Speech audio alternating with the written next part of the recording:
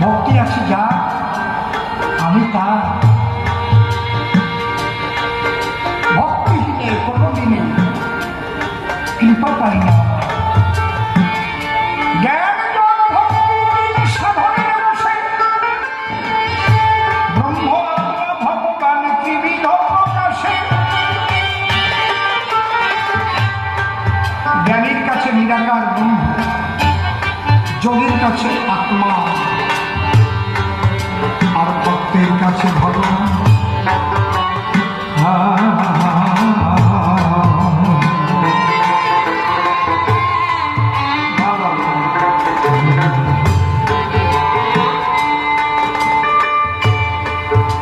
সত্যযুগে প্রহ্লাদ নামে ভক্ত ছিল।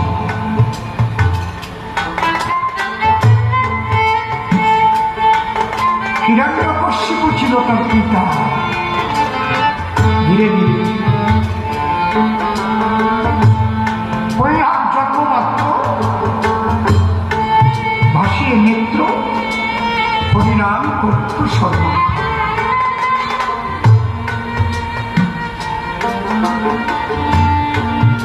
দস্যু হিরণ্য ভীষণ ব্যথিত সেই জন্য। তুই আমার স্নেহধন্য পুত্র একজন, আমার কথা ছেড়ে, আমার কথা যদি শুনিস, হরিনাম করা ছেড়ে দিস, তোর মুখে যেন হরিনাম আর না হয় উচ্চারণ। প্রহ্লাদ বলেছিল তাই, বাবা আমি মুখ দিয়ে হরিনাম না করলে হৃদয়ে হরিনাম হয় বলো কি দিয়ে খেতে। আমি যখন ঘুমিয়ে পড়ি আমার হৃদয়ে মন্দিরে শব্দ হয় হরি হরি হরি হরি হরি হরি হরি হরি।